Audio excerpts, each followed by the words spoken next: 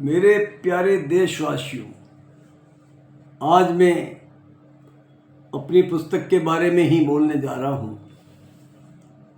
यह पुस्तक जिसका नाम 100 तालों की एक चाबी है, मेरे द्वारा लिखी गई है। करीब 300 पेज में यह पुस्तक लिखी गई है। इस पुस्तक में घरेलू जितने भी इलाज हैं आप सबको हर बीमारी पर मिल जाएंगे। इस पुस्तक को लिखने के पहले मैंने हिंदुस्तान में जितनी पुस्तकें उपलब्ध थी उन सबको पढ़ा और उन सभी पुस्तकों का सार इस पुस्तक में आपको पढ़ने को मिलेगा। इस पुस्तक में हर बीमारी के कई नुस्खे बताए गए हैं। जिस व्यक्ति को जिस प्रकार का नुस्खा मुफीद हो उसको काम में ले सकता है। यह पुस्तक कौन से महीने में क्या खाना चाहिए और कौन से महीने में क्या नहीं खाना चाहिए इस बात को भी प्रकट करती है हिंदी महीनों के अनुसार। इस पुस्तक में किस वस्तु के साथ क्या नहीं खाना चाहिए, क्या खाना चाहिए, ये भी इस पुस्तक में बताया गया है।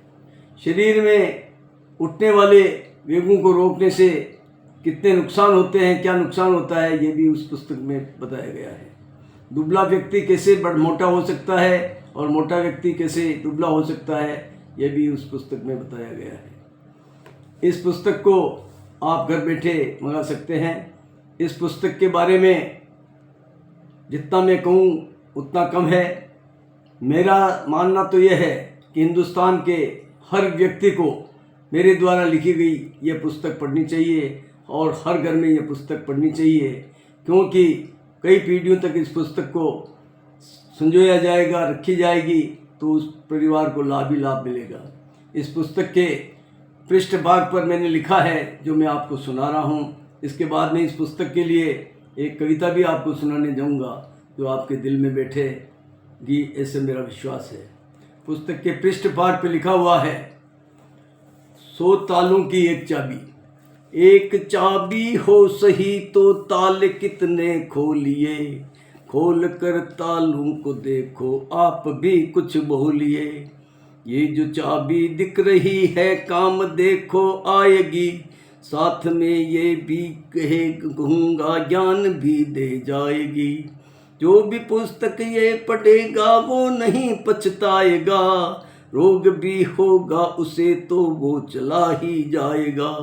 ये लिखी जो आज मैंने आप ही की देन है, आप पढ़कर देख लेना आप ही से मेल है। अब मैं इस पुस्तक के ऊपर कविता पढ़ने जा रहा हूँ। पुस्तक के ऊपर फ़ोन नंबर, मोबाइल नंबर सब उपलब्ध हैं। घर बैठे आप इस पुस्तक को मंगवा सकते हैं। जिन्होंने मेरी इस पुस्तक को पढ़ी है उन्होंने इस पुस्तक की बहुत प्रशंसा की है, इसलिए मैं भी इस पुस्तक को लिखने में अपने आप को गर्वान्वित महसूस करता हूँ। अब इस पुस्तक को हर घर में होनी चाहिए, उसके लिए मेरा निवेदन है जो आपको कविता के रूप में सुनाने जा रहा हूँ। मेरी यह कविता पसंद आ जाए तो आप अपने अपने मेरे यूट्यूब चैनल को सब्सक्राइब करने की कृपा करें और अपने ग्रुप में भी डालने की कृपा करें, ताकि इस पुस्तक को पढ़कर मंगवाकर हर व्यक्ति हिंदुस्तान का, अपने देश का लाभ उठा सके और निरोगी रहकर जीवन जिए, ऐसा मेरा विश्वास है। इस पुस्तक को पढ़ने वाला व्यक्ति निश्चित रूप से कई बीमारियों से वंचित रहेगा और किसी भी कारण किसी व्याधि से ग्रसित हो गया है तो अपने आप को ठीक कर लेगा, ऐसा मेरा विश्वास है। अब मैं इस पुस्तक के ऊपर एक कविता पढ़ने जा रहा हूँ। मेरी पुस्तक जो पढ़ेगा वो नहीं पछताएगा, जिंदगी का ये सफ़र तो मौज से कट जाएगा। ये लिखी है मैंने यारों है बड़े ही ध्यान से, दुनिया चलती है सदा ही मैं कहूँगा ज्ञान से। ज्ञान का ये है खजाना मैं कहूँगा आपसे, पढ़ने वाला जी सकेगा मैं कहूँगा ठाठ से। जो भी पुस्तक ये पढ़ेगा ना बीमारी आएगी, भूल से यदि आ गई तो वो चली ही जाएगी। शुभ घड़ी घर में यदि हो आप इसको बांटिए। मेरा तो ये निवेदन है कि हम ब्याह शादियों में और शुभ कार्यों में कोई न कोई गिफ्ट हमारे मेहमानों को देते हैं। मेरा तो मानना ये है कि इस पुस्तक को अगर गिफ्ट के रूप में आप प्रयोग लेंगे तो निश्चित रूप से जिस व्यक्ति के हाथ में मेरी ये पुस्तक जाएगी वो आपकी तारीफ करेगा, ऐसा मेरा विश्वास है, क्योंकि ऐसा कई लोगों ने किया है और लोग लाभ उठा रहे हैं। शुभ घड़ी घर में यदि हो आप इसको बांटिए, ये भला करती सभी का आप भी कुछ दारिए। ऐसा करना है कठिन पर जो भला कर जाएगा, तो समझना बात पक्की नाम भी हो जाएगा।